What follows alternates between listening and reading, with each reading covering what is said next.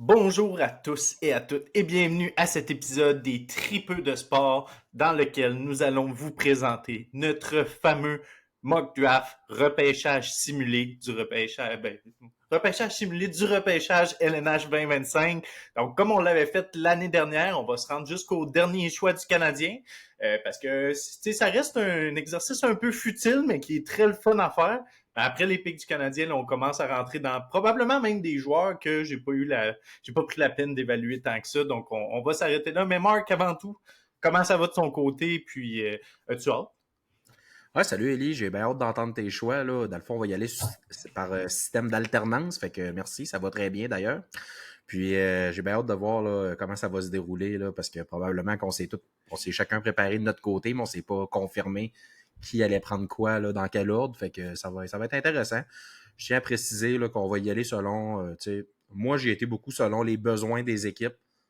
Aussi, des fois, selon le meilleur disponible, mais bon, j'essayais de trouver un fit, entre guillemets, selon l'équipe qui repêche, là, selon les jeunes, de la façon qu'on les a évalués, comment je pense qu'ils vont les aimer.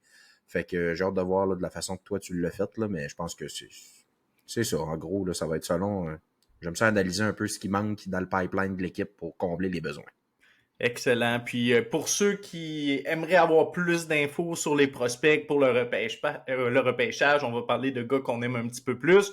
Vous pouvez aller voir le dernier épisode qu'on avait mis en ligne où on avait présenté nos top 16 pour le repêchage. Donc, va vous donner une petite idée là, si vous préférez faire l'autre podcast avant celui-ci. Donc, c'est bon, Marc. Je voulais aborder une petite discussion, par exemple, avec toi, puis je t'en avais parlé que je trouvais que ça valait la peine de mettre quelques mots là-dessus. C'est par rapport à Brady Martin. Ceux qui suivent un petit peu l'actualité pour le repêchage, vous avez pu voir que de plus en plus, il y a des grosses rumeurs comme quoi il sortirait non pas top 10, mais davantage top 6, top 5, top 4. Donc, je voulais peut-être répondre à ça un petit peu. Je trouve qu'on est passé dans l'exagération beaucoup. Même si j'aime bien Brady Martin, puis après avoir entendu tout ça, je l'avais déjà évalué beaucoup, mais je suis quand même retourné voir ses tapes. Il y a quelques éléments, peut-être, j'y avais pas donné assez de crédit pour, là, par exemple, là, son jeu sur 200 pieds que tu avais amené la dernière fois à Mark, son différentiel qui avait quand même été exceptionnel dans une mauvaise équipe. Donc, peut-être plus un centre que ce que moi je croyais. Donc déjà ça c'est du positif. Mais ça reste que Brady Martin, au niveau offensif, son patin, c'est surtout son patin, il avance, il est vraiment pas très rapide. Oui, c'est une roche, il est physique.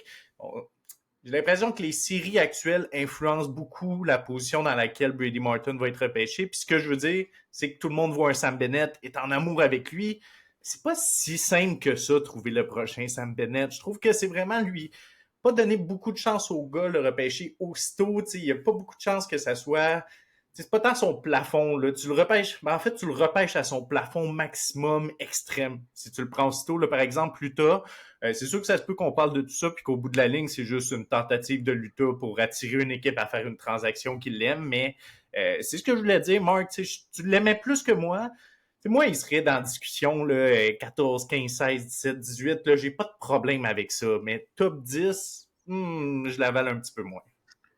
Tu sais, je suis parfaitement d'accord. Je l'avais mis 12e d'ailleurs parce que je ne considère pas que son potentiel offensif vaut un choix top 10.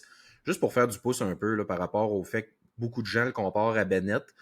On s'en est parlé un peu cette semaine. Là. Je veux juste, moi, dire ce que j'en pense. Je trouve que tu peux pas projeter qu'un gars va devenir un Wilson, un Bennett, un Marchand.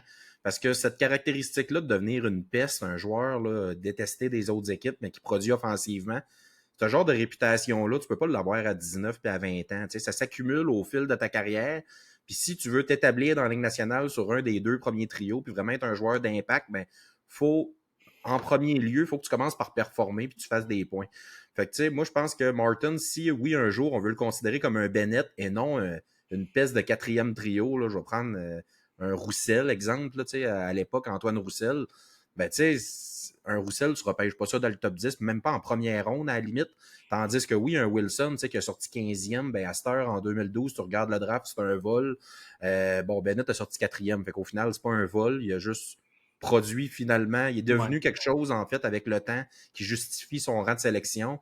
Mais tu sais, je vais prendre les Ketchuk aussi, ça reste qu'au rang où est-ce qu'ils ont sorti dans le top 10, oui, c'est des pestes qui sont détestés, mais ils produisent, ces gars-là. Ils font des points pratiquement à tous les matchs. Fait que, tu sais, au-delà du fait de devenir un Bennett, d'être une peste, je veux dire, t'en as des combats à faire, puis t'en as des suspensions à pogner avant de devenir un joueur de cette réputation-là, là, ben, sans pogner des suspensions, je veux dire, il faut que tu te fasses cette réputation-là dans la ligue de devenir un joueur redoutable, dur à affronter, puis que tout le monde haït. À 20 ans, je veux dire, même si tu donnes 2-3 bonnes mises en échec, là, t'es pas un Tom Wilson ni un Sam Bennett. Là. C'est ça la discussion qui est dure. Je comprends quand même l'argument, mais je suis pas d'accord parce que c'est laissé sur la table beaucoup d'autres points. Donc on va voir si c'est juste du flafla, puis au bout de la ligne, ça arrivera pas, puis il va sortir autour de ce qu'on pense, soit 8 à 12, 13. Là. Je pense pas qu'il va aller plus tard que ça. Mais très bien pour Martin. Mark, c'est ce que je voulais amener. Puis j'aime pas ça. Je suis pas son détracteur, là. Ça a l'air d'être toute qu'une personnalité. Ça a très bien été au Combine. Je veux dire, toutes les équipes étaient en amour avec lui, un gars de la ferme et tout. Donc, j'y souhaite le meilleur, mais à 4 à l'Utah, moi, je suis pas vendu. Puis je pense que Nashville serait content. Si l'Utah décide de le prendre 4, ils vont faire ah, OK, ben, tant mieux, nous autres, on va peut-être avoir des noyés à 5 ou un autre joueur qui ciblait. Donc, c'est la discussion pour Martin. Mark, maintenant, on peut rentrer là, dans le mock draft directement. Marc, tu vas trancher pour les choix pairs et moi pour les choix impairs. Donc, on peut débuter ça rapidement avec les Islanders de New York. Je vais partager mon écran entre-temps. Marc, je te laisse peut-être parler du pipeline des Islanders. Qu'est-ce qu'ils ont? Je pense que ça va être très rapide, puis Yes. on s'éternisera pas. Là. Je pense que vous savez qui je vais prendre, là, Bon, mais vas-y donc un au peu, Marc. niveau du, au niveau du choix, là, dans leur cas, c'est vraiment pas un besoin. Tu prends le meilleur disponible quand tu as le first overall. Puis écoute, bon, je vais te laisser le nommer quand même, là, mais au niveau du pipeline, là, c'était assez mince au niveau des Islanders. Ça va leur faire du bien, le first pick overall. Le meilleur recrue, écoute, c'est Callum Ritchie qui vient d'avoir de Colorado dans l'échange pour Brock Nelson. Sinon, là, tu sais, t'as Cole Eiserman, leur first pick l'an passé. T'as Jesse Pulkkinen, un défenseur défensif là, finlandais de 6 pieds 5. C'est ta troisième recrue, c'est un défenseur défensif. Ça parle un peu. Après ça, tu as un goaler, là, Marcus Gidlov, là, un goaler de la Suède qui goalait au World Junior l'an passé. Danny Nelson, un centre qui jouait NCAA, qui est pas mauvais. Mais après ça, honnêtement, là, Carl Odelius, ça a été ordinaire, même pourri dans AHL cette année. Ben, Isaiah faut-tu George. parler leur équipe dans la AHL, Marc, si tu veux en glisser un petit mot, là, Ben, mais l'équipe dans AHL cette année, ça a été, je pense, la pire dans l'Est. Là. C'est catastrophique. Là. Ils ont vraiment pas de relève, ça le prouve. Là. Ils n'ont pas non plus de joueurs, on va dire, établis de la AHL pour traîner le club. Mais tu sais, justement, je prends lui en exemple, mais Odelius, qui était un ancien choix de deuxième ronde en 2022, arrivé de la Finlande, il est venu jouer cette année dans AHL, il a fini à moins 34, puis je pense qu'il a fait à peine 10 points. Là. Fait que tu sais, ça a été une saison très, très, très difficile là, pour Bridgeport. Fait que, veux pas, tes jeunes sont pas dans un environnement, on va dire, là, très performant pour se développer. Fait que, tu sais, là, Iserman, qui est l'autre. Après, tu sais, Callum Ritchie, t'es dans OHL, Iserman, t'es dans NCAA. C'est sûr, si ces jeunes-là s'en viennent puis ils vont pas directement dans NHL, ben là, ça va y renforcer un peu dans OHL, mais c'est très temporaire parce que je croirais ouais. pas qu'ils s'éternisent en bas, ces deux jeunes-là. Là. Non, c'est ça. Puis au moins, ce qu'ils ont de bien, ils ont pas énormément de prospects, mais ça reste que Richie, c'est un peu un vol au repêchage l'année dernière. Eisenman va-tu être capable adapter son style avec Patrick Roy à suivre? Là, de toute façon, il jouera pas tout de suite, là, mais Eisenman, c'est quand même un bon prospect, là, même si je suis peut-être un de ses J'ai peur détracteurs. qu'il.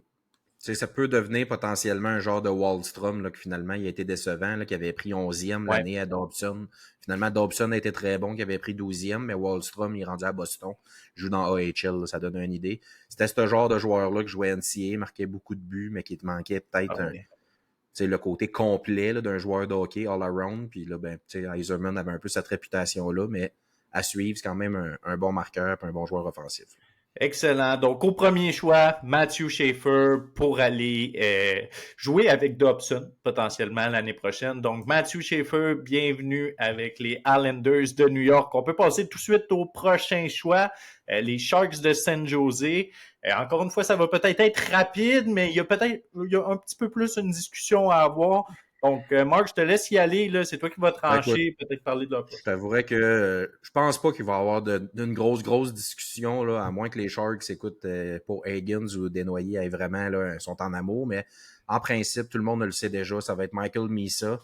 qui est le favori pour être deuxième, là, dans une année où est-ce qu'il n'y aurait pas un défenseur aussi performant que Schaefer, aurait probablement sorti premier là, avec les statistiques qu'il y a eu cette année. Les Sharks, rapidement, là, c'est sûr qu'on connaît là, les Celebrini puis Smith, là, leurs 2 premiers centres qui vont être très bons.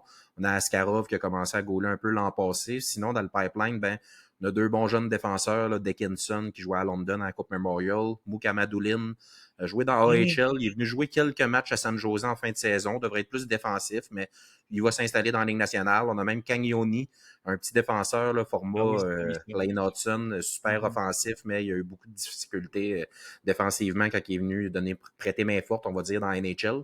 Il y a Quentin Musty, qui, on ne sait pas trop, un forward avec un bon gabarit, qui pourrait être un bon allié dans la Ligue nationale. Chernyshov, qui a vraiment bien fait à Saginaw quand il est arrivé. Sinon, il y a Cameron Lund, qui sort de la NCAA, il a joué des matchs à San Jose en fin d'année. On a un Eklund qui est vraiment pas vieux, qui fait partie du noyau. Fait que c'est un noyau de bons jeunes joueurs avec qui Missa devrait être capable de se greffer et avoir du succès. Là. C'est bon. Ben, écoute, je sais qu'on va finir par prendre Missa. La seule discussion qu'il pourrait avoir au rang des Sharks, les seuls autres joueurs, ou même le seul autre joueur que je pense qu'il pourrait être tenté de repêcher, ça serait vraiment d'y aller vers un type de joueur complètement différent, avec un size, un type de jeu qui s'apparente pas nécessairement à ce qu'ils ont déjà en Will Smith, en Celebrini. Puis là, je parle vraiment d'un Porter Morton. Si c'est pas pour être mis ça, c'est parce qu'ils veulent avoir vraiment ce type de joueur-là, puis ils l'ont ciblé. Je pense que ça serait une erreur, c'est pas ça que je ferais, mais c'est la seule chose que je vois. Puis un outside chance, s'ils veulent frapper un circuit puis y aller avec quelque chose de complètement différent, mais là, c'est vraiment là, 1% de chance, même pas 0,5. Ça serait peut-être Murtka. Je vois plus des gars qui sont complètement différents de ce que Missa pourrait être puis qui ont identifié qu'il y avait besoin dans l'équipe. Je comprends, mais si c'était ça leur intention, je me dis, ils essaieraient d'échanger, exemple, avec le 5e au total ou le 6e, switch it pick, puis essayer d'avoir un choix de 2e ronde pour reculer de quelques picks, ou fin de première ronde. Exemple, Philadelphie qui a, s'ils sont convaincus qu'ils sont capables d'avoir Murtka au choix de Philadelphie, si je me trompe pas, c'est 6e. Dans ce cas-là, on pourrait dire, Philadelphie, on veut votre premier puis votre dernier choix de première ronde parce que Philly ont 3 choix de première ronde cette année. Je dis ça comme ça, là, mais j'aime le fait que tu te poses la question un peu plus loin, mais 1-2, je pense que malheureusement, on est plate, mais c'est coulé dans le béton. Ouais, exact. C'était pour mettre un peu d'huile sur le feu, mais c'est pas beaucoup d'huile. Donc, très bon Michael Missa qui va joindre aux Sharks de San Jose pour compléter la ligne de centre avec Will Smith et Celebrini. Probablement qu'il va peut-être terminer à l'aile si jamais c'est ce qui se passe, ou un autre joueur. Là. Je pense pas que ça va être Celebrini, peut-être Will Smith. Là. Donc, très bien, Marc, pour le deuxième choix des Sharks de San Jose. On peut passer aux Blackhawks de Chicago. Bon, avant que tu y ailles avec les prospects, je veux te présenter ma théorie un petit peu pour ce club-là. Moi, j'ai ciblé 2 joueurs avec lesquels ils peuvent potentiellement aller. Donc, j'ai dit que si le passé est garant du futur, justement, j'ai 2 joueurs que je peux identifier. Ils ont tendance, puis ça, c'est vraiment en se fiant à leur choix de Lev Shunov l'année dernière, d'y aller en fonction de leurs besoins plus qu'avec le meilleur dispo. Selon moi, l'année passée, Lev Shunov, c'est sûr que je l'avais plus loin sur mon classement, mais c'était pas le meilleur dispo à ce rang-là. Ça aurait été probablement Demidov selon la majorité des listes, puis c'était quand même assez là, un consensus par rapport à ça. Bon, de notre côté, là, j'avais Bouillum aussi, mais je savais que je l'avais beaucoup plus haut que les autres. Donc, j'ai l'impression qu'ils ont plus été... Tout le monde disait qu'il avait besoin d'un défenseur. Ils ont été avec Levchunov, qui était un peu... C'est sûr que moi, je le voyais pas comme la valeur sûre qu'il était, mais il a quand même un beau plafond. Mais je pense pas que ça va être le meilleur joueur de ce repêchage-là. Donc, c'est un petit peu ça. Je pense qu'ils vont y aller plus avec les besoins. Donc, maintenant, il faut cibler un peu les besoins. Est-ce qu'ils voient Nazar et notre ami Bédard comme des joueurs de centre? Sinon, s'ils ne voient pas un de ces deux-là comme des centres, c'est sûr que je me dirige vers Frondell. Un gars de centre, plus de 16. J'ai l'impression qu'ils vont l'aimer. Puis dans mon évaluation, plus j'y ai pensé, je trouve que mon Frondell de cette année, c'était un peu mon évaluation de Lev Shunov l'an passé. Je trouve qu'on surestime un petit peu le upside, mais ça reste un joueur que je comprends les qualités qu'il peut amener. C'était la même chose pour Lev Shunov un petit peu, donc j'ai l'impression qu'il pourrait aller vers lui parce que c'est un gars qui est plus gros physiquement, pourrait les aider. Déjà mature, oui. Ouais, exact. Puis sinon, ben, justement, s'ils pensent que Bédard et Nazar, c'est des joueurs de centre, ben, le choix facile, puis ça serait Porter Morton. Ça serait un fit. Est-ce que c'est lui le meilleur à ce rang-là? Ben, selon ton classement, oui, Marc. Selon le mien, c'est sûr que j'ai d'autres choses, mais il s'en vient bientôt, donc à numéro 4. C'est ces deux joueurs-là, j'en sers, puis j'essaie de décider lequel prendre. Marc, avec tout ça, puis en parlant un peu des prospects, es-tu Ben, d'accord avec la théorie? Là? écoute, moi, je suis d'accord avec le fait, tu as raison, que l'an passé, ils ont repêché plus par besoin, parce que je pense que le consensus au travers 90% des scouts devait être que Demidov était de loin le meilleur joueur après Celebrini, plus que Levchunov. Il y avait tellement de bons défenseurs. Moi, je l'avais premier parmi les 6 défenseurs, Levchunov, mais je trouvais que la coche par rapport à un Dickinson, un Parek, un Bouillum, était pas si grande. Levchunov Ouais. n'était pas le Schaefer de cette année qui a vraiment un gap par rapport à Murtka, puis Jackson Smith, puis compagnie. Juste pour revenir à Chicago, si je vois dans le pipeline, évidemment, tu l'as dit, on a Bédard. Moi, Nazar, je l'ai trouvé. J'ai pas écouté beaucoup de matchs de Chicago cette année, mais en fin de saison, le match qui avait 5 ou 6 choix de première ronde là, Ah, il était des bon. Blackhawks qui jouaient contre Montréal, il était partout sur la glace. Il était très responsable dans sa zone. Il était tannant pour les joueurs de Montréal. Moi, je le voyais comme un joueur de centre ce soir-là. Mais tu sais, un match, c'est pas garant d'une carrière. Là. Mais je pense que tu sais, leur ligne de Les centre, à la States limite, t'as aussi, même un. moi, avec les States au championnat mondial aussi, c'était un de leurs meilleurs joueurs cette année. Il m'a vraiment impressionné. Là. Il est très bon, il est très, très, très rapide. Fait que pour ces raisons-là, je pense que ça fait un bon joueur de centre. Responsable, rapide, il est intelligent.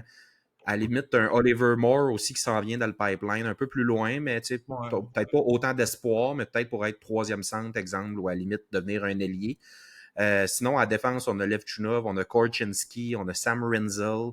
Fait que, tu sais, dans les dernières années, on a repêché quand même quelques défenseurs en première ronde, même un Nolan Allen qui est peut-être plus défensif, mais qui est aussi dans le pipeline. On a, tu sais, Crevier. Nick Lardis qui a fait beaucoup, beaucoup de buts dans OHL cette année. Lardis, on a Van Acker qui est un choix de première ronde l'an passé. On a Boisvert aussi qui est un centre qu'on a Ouais. repêché 18e l'an On a du passé. stock. Fait que bref, beaucoup de centres, beaucoup de défenseurs, très peu d'alliés. On a juste Nick Lardis. Donc, moi, pour ces raisons-là, je pense que Morton, c'est le choix logique. L'année passée, je disais, moi, quand on a fait l'émission Mock Draft, il me semble Demidov, en plus d'être le deuxième meilleur, il fait très tellement bien que Bédard, tu sais, les deux rapides, Ouais. explosifs, spectaculaires. Ben là, je me dis, Porter Morton, c'est un beau complément pour un petit Bédard. Tu sais, ton joueur de centre est peut-être un peu petit, oui, mais garde l'allié qu'on plante à côté. Moi, j'aime beaucoup le fit Martin Bédard. Puis je pense que là, cette année, si on continue leur logique, qui vont souvent selon leurs besoins. Leurs besoins criants, c'est un gros allié. Ok, parfait. Fait que je vais trancher. J'avoue que j'ai très peur que ça finisse par être Frondel, mais Mais beaucoup, ouais. La majorité des mocks qu'on voit présentement cette semaine, là, même des derniers jours, des dernières semaines, beaucoup, beaucoup, beaucoup de gens mettent Frondell. Fait que tu sais, je t'en veux pas si tu le choisis, mais. non, mais je vais y aller avec Morton. Ça fait un peu différent, puis je trouve que c'est quand même un bon fit. C'est plus safe, puis ça, comme je l'ai dit, en tout cas, ils vont souvent avec les fits. Donc, allons-y avec Porter Morton comme troisième choix pour Chicago. Excellent. Maintenant, ça se course, Marc. Là, on a des Ouais. petites rumeurs. On a parlé de. Je sais pas si tu vas encore avoir une super théorie pour l'Utah, comme tu avais eu l'année dernière avec TJ Ginla. Je m'étais pas trompé, hein. Je Non, tiens à le préciser. c'est Là. On a exact. ri de moi avec mon Tig là, puis Jérôme là, puis Shane Down, le fils, jouent ensemble comme je le prévoyais. Mais c'est pas vrai qu'ils étaient sur le stand tout le monde ensemble comme une grande Non, famille. ça, il Non, manquait ce mais... détail-là. J'avais beurré un peu de crème fouettée sur le dessus de mon scénario, là, mais quand même, c'est ce qui est arrivé. Fait que je suis content. Mais non, par rapport à cette année, je te dirais qu'un peu plus tard, là, dans mes sélections, je vais essayer de sortir un peu de ce qu'on voit depuis toujours. Mais pour Utah, je te dirais que pour une quatrième année de suite, il repêche premièrement dans le top 6. T'sais, on a pris Egin là, avant ça, on a pris Shimachev, le grand défenseur, on a pris Logan Cooley, puis on a pris Dylan Gunter. Fait que, tu sais, on a un allié droit, deux centres, un défenseur. Sinon, dans le pipeline en général, on a aussi l'amoureux, Daniel Butt, un gros attaquant qu'on a pris, là, un russe. On a Mhm. Rabel, un défenseur tchèque. Cole Baudouin, je ne sais pas à quel point ça va être bon. Josh Down. Artem Duda, un gros défenseur russe. Puis bon, Thomas Lavoie, aussi un défenseur qui joue, je ne me Ouais. trompe pas, pour Cap-Breton. À Un moins que ce soit défenseur, fait gros trader, gabarit, là, ouais. droitier. Mhm. Bon, un peu dans le style à l'amoureux, là, ces deux droitiers d'ailleurs. Puis pourtant, ben, même si on a repêché dans le top 6 là, au cours des 4 dernières années, je dis leur banque de prospects n'est pas si deep que ça parce qu'il y en a beaucoup qui sont déjà dans le gros club. Mhm. Gunter est là, Cooley est là, il s'est greffé avec les Keller. Fait que ça, c'est juste un trio, ça. Si tu nommes Cooley au centre de Keller puis Gunter, ben, t'as toujours ben, juste un trio. Puis après ça, ben là, ça tombe avec les Schmaltz, Ayton. C'est ordinaire. Fait que moi, pour toutes ces raisons-là, je pense que Utah, de toute façon, je trouve qu'il est trop tôt pour aller prendre le deuxième défenseur du draft, quatrième. On va aller vers un attaquant. Le meilleur disponible, selon moi, c'est notre Québécois, Caleb Desnoyers. En plus, Ouh. l'entraîneur-chef, c'est un Québécois. Je pense que Logan Cooley, justement, par le fait que c'est pas un gros centre, oui, il va rester sur le premier trio parce que c'est leur meilleur, mais par contre, d'avoir un centre avec un gabarit plus standard, je vais dire, en dénoyé, qui est d'un bon two-way, je pense que ça serait idéal sur un deuxième trio. Là. Puis, à la limite, d'avoir Barrett Hayton, troisième centre, ça serait sa vraie chaise. Puis, ça serait, pour moi, une équipe qui pourrait aspirer à faire les séries là, une fois que Desnoyers serait vraiment établi comme un très bon deuxième centre. Je dis pas qu'un jour, il ne pourrait pas dépasser Cooley, mais pour moi, là, ça serait un très, très bon deuxième centre complet qui peut aller chercher son 70 points. Bien accompagné, évidemment, là, si on peut y trouver autre chose que Schmaltz puis Lawson Krause. Excellent. Moi, j'ai pas grand-chose à redire. Peut-être qu'il pourrait faire de quoi de drôle, Luton, en draftant Murtka. T'aurais la plus grande défensive de l'histoire de l'humanité avec Simachev, l'amoureux, Murtka, Lavoie. Je pense que ça serait tout au-dessus de 6 pieds 6. Mais Caleb, je suis vraiment d'accord. D'après moi, Nashville va être très déçu de cette sélection-là. Mais allons-y avec Caleb pour l'Utah. Le prochain choix, les Prédateurs de Nashville. Euh, j'ai C'est hâte de intéressant. voir Nashville, leur situation globale de l'équipe, ça c'est quelque chose que j'ai hâte de voir également ce qu'ils vont faire dans les prochaines années en regardant de plus en profondeur leur roster. Je te laisserai parler des prospects également qu'ils vont avoir dans le pipeline, Marc, mais c'est une équipe qui est comme un petit peu entre les deux. Oui, l'année passée, ça a été une pire saison qu'ils anticipaient. Ils ont peut-être un meilleur club que ce qu'ils ont eu comme fiche. Mais malgré tout, est-ce que ça peut gagner la Coupe Stanley avec autant de joueurs vieillissants, avec des contrats assez ordinaires à Stamkos et Marchessault? Même si je les adore, le Marchessault est encore très bon, Stamkos aussi. Mais reste que son prix avec ça. Donc, j'ai hâte de voir qu'est-ce que ça va faire. Je vais te laisser parler des prospects, Marc, puis j'irai après avec mes deux belles options, là, Yes. je pense, pour Nashville à ce pic-là. Ben, la dernière fois que les Preds ont repêché dans le top 10, c'était en 2013 quand ils ont pris Seth Jones, quatrième au total. Fait que, 2013, ça fait quand même 12 ans qu'ils n'ont pas été dans le top 10. Là, cette année, cinquième, c'est intéressant pour eux. Mm-hmm. Dans les dernières années, l'an passé, ils ont repêché 22e. Surin, c'est un centre. On a vu Matthew Wood en 2023 avec Molendyke, le défenseur qui était à Coupe Memorial pour Medicine Hat. Joachim Kemmel, un ailier droit là, en 2022, 17e. Zvechkov, un centre, 19e en 2021. Puis Askarov, qui est déjà plus là, avec l'équipe là, en 2020, 11e. Fait que, tu sais, les Prédateurs, là, c'était un peu une équipe qui finissait tout le temps borderline pour les séries ou dernier exclu. Fait que, tu sais, milieu de classement, milieu d'NHL, tu repêches toujours dans le milieu, t'as pas de vedette. Fait que là, leur pipeline, c'est à peu près ce que je viens de nommer. On pourrait rajouter là-dedans, là, Edstrom, le centre qu'ils ont eu pour Askarov, Zachary Lheureux, qui s'est fait sa niche l'an passé. T'as un Mm-hmm. Stiga qui jouait NCAA cette année, là, je me souviens plus par cœur avec qui. Boston Gibson, un défenseur College. défensif qui jouait à Sault-Sainte-Marie. Ou qui jouait, excuse, Stiga? Boston College. Exact, qui jouait avec Perrault et compagnie. Ouais. Fait que, tu sais, juste pour revenir là, sur le fait que bon, ils n'ont pas repêché depuis 2013, excusez, dans le top 10. Bon, je pense qu'ils ont l'œil pour les défenseurs en milieu de première ronde, puis même dans les rondes plus lointaines. Là, Nashville, ils ont l'œil, mais le cinquième, je pense pas qu'ils peuvent aller là, vers un défenseur tout de suite. Fait qu'à ce moment-là, je pense que là, tu fais juste regarder leur ligne de centre. O'Reilly, Stamkos, c'est très vieillissant, tu viens d'en parler. Fait que je te laisse choisir vers lequel ils vont aller, mais en principe, je pense qu'ils vont aller vers un joueur de centre. Je crois aussi, j'ai ciblé Jake O'Brien et probablement aussi Anton Frundell pour cette équipe. Euh, je le sais que j'aime moins James Higgins. Je fais quand même confiance à l'organisation pour voir les choses que j'ai vues. Puis j'espère vraiment que les scouts, là, que ce soit de la OHL ou même de l'Europe, vont être capables de gagner à la table de délibération pour aller chercher ces joueurs-là. C'est les deux seules options que je vois pour eux. Euh, Puis, étant donné que c'est un mock draft, j'ai le goût de mettre Jake O'Brien, Mark. T'es-tu complètement en désaccord avec ça? Ben, t'aimes pas tant Frondell, mais moi, je Non, pense que c'est ben, lui le je choix. t'avouerais, C'est un high euh, upside. Personnellement, si j'étais le scout puis c'était ça la situation, je prendrais O'Brien. Mais moi, dans mon mock draft, je mettais Fromdell. OK.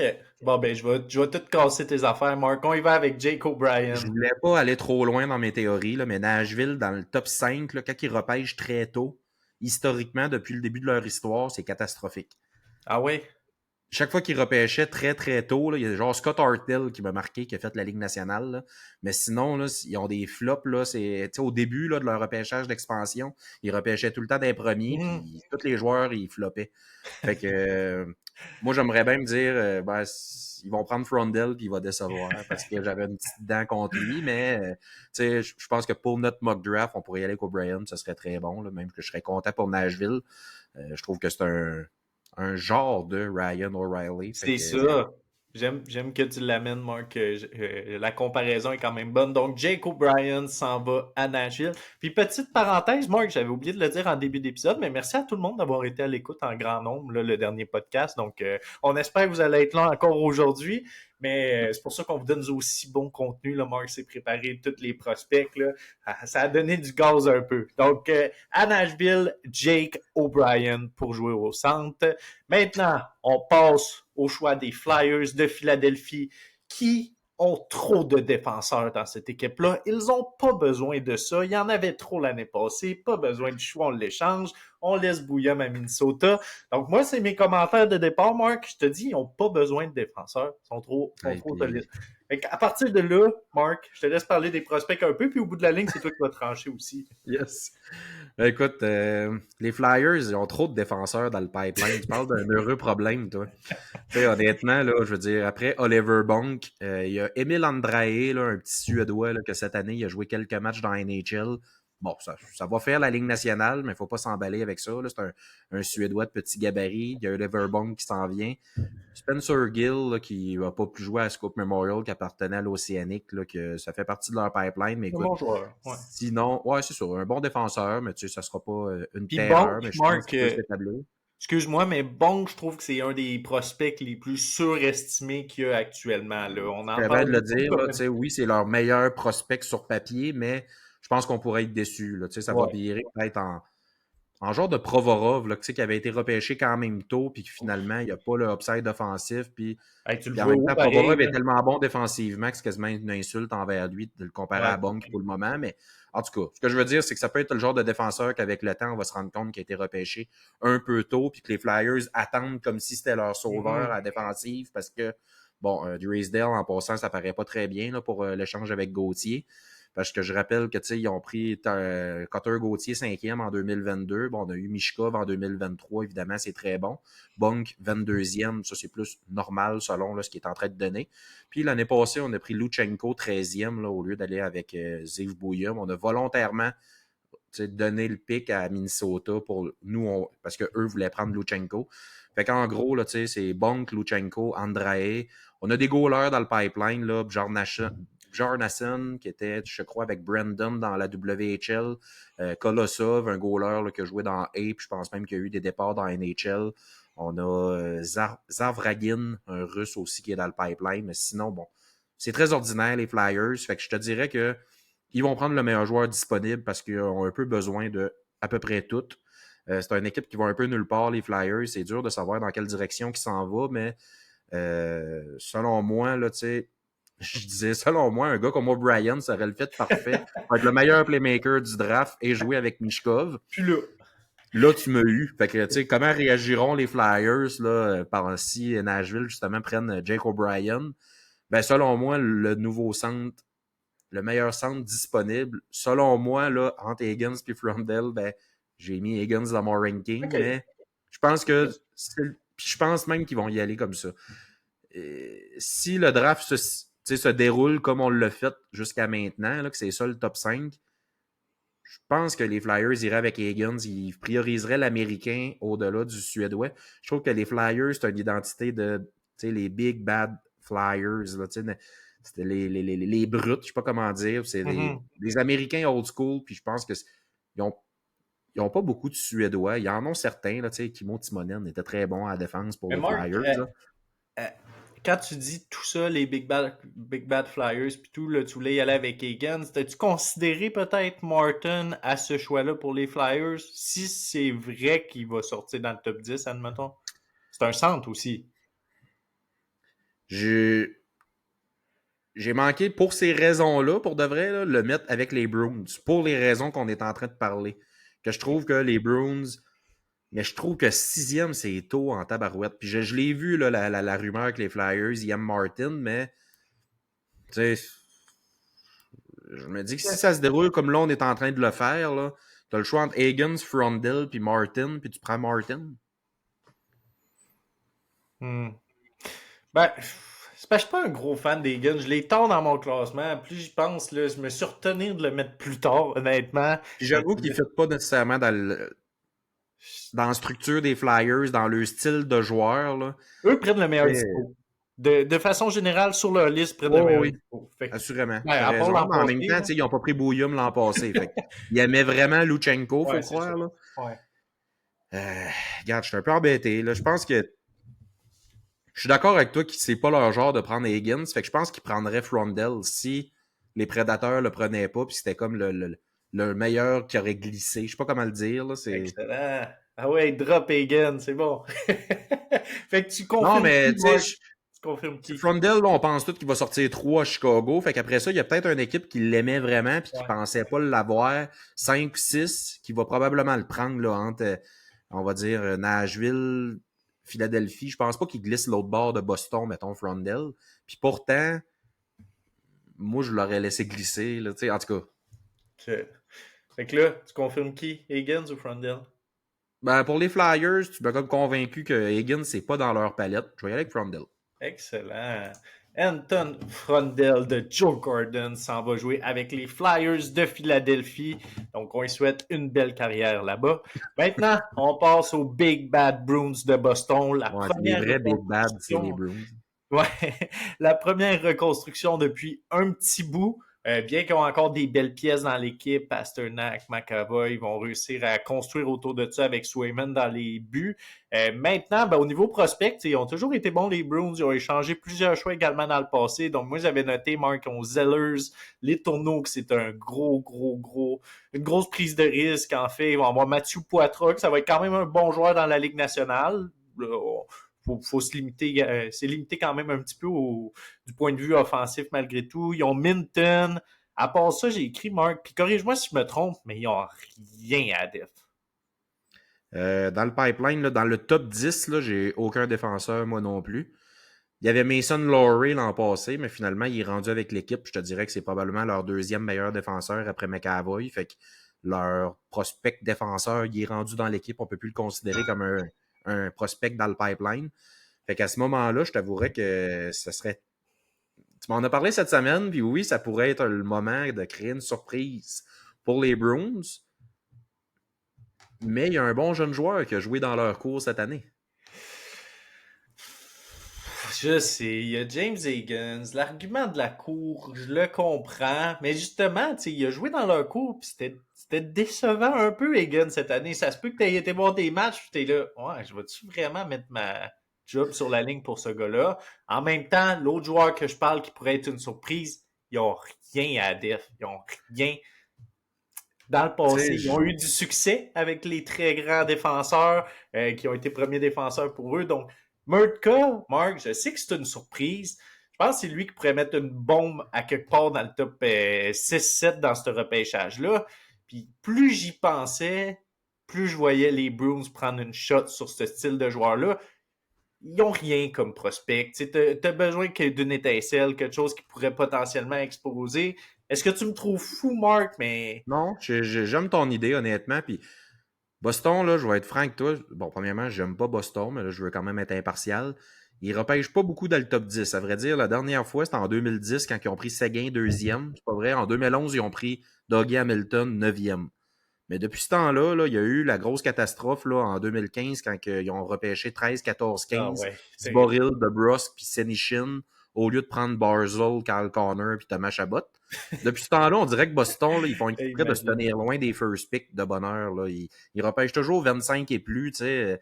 Dans les 6-7 dernières années, ils ont pris les tourneaux 25. En 23, en 22, il n'y avait pas de choix de première ronde. En 21, ils ont pris Liesel, un ailier droit que c'est pas sûr encore va faire la NHL. En 2020, pas de first pick. 2019, John Beecher. Fait que tu sais, c'est 30e au total. Fait que tu sais, je veux dire, Boston, là, ils se tiennent très, très loin des choix de première ronde. On dirait que c'est pas leur manière nécessairement de construire leur équipe, même si McAvoy et Pasternak, oui, c'est des choix de première ronde. Généralement, Boston, c'est une équipe qui aime ça aller chercher des joueurs sur le marché des joueurs autonomes, faire des échanges. Là, par contre, ils n'ont pas le choix. Ils ont le 7e overall et sont en reconstruction. J'aime ton idée d'y aller avec Murtka. Ça ferait un bon pairing là, avec Laurie dans le Éventuellement, là, futur. Éventuellement, deux gars de gros gabarits. Deux défenseurs avec des gros gabarits. Je pense qu'éventuellement, ça pourrait être un bon duo. Mais qu'Avoy, tu y mets un gars peut-être plus défensif, stud avec. J'aime ton idée de Murkush, mais moi, dans mon rank, j'avais mis Higgins, parce que je me disais, le gars de Boston College, puis là, tu sais. Ouais, je comprends. Mais je pense vraiment que je vais y aller avec Murtka. Ils aiment les gros gars aussi. Ils ont drafté les Ouais, ouais. tournois. Tu as parlé de Beecher. Il y a un autre super gros joueur dans leur équipe. J'avais vu jouer l'année dernière en série ou l'année dernière tout court. Là, je me rappelle plus son nom. Là. Forward, ou? Un attaquant, là, il est comme 6 pieds 6, 6 pieds 7. Ouais, c'était Justin Brazeau. Ils l'ont tradé cette année à Ah, Minnesota. ok, c'est ça. Lui, c'est... En tout cas, il aime les gros gars. Mais Donc, oui, il aime repêcher des gros gaillards, t'as raison. exact. Donc, Radim Murtka, membre des Bruins de Boston, Je à suis 7. content, ça, La ça première mêle bombe mes cartes. dans ce repêchage-là. Maintenant, on passe au Kraken de Seattle. Mark, tu m'as mis l'eau à la bouche quand on en parlait. Ouais. Semble-t-il que pour eux, tu as vraiment un pic en tête. Je Non, sais ben pas si c'est une surprise ou... ouais.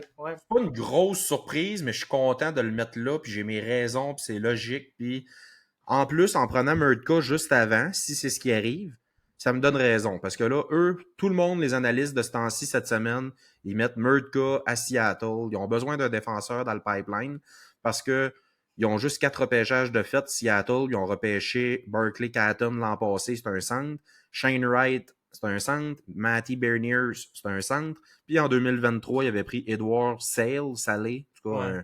un Tchèque. Fait que là, on a 3 centres qu'on a pris dans le top 10. Ça va être qui le numéro 1? Beniers, Wright, Catton. On le sait pas encore. Probablement Beniers. Peut-être même Wright.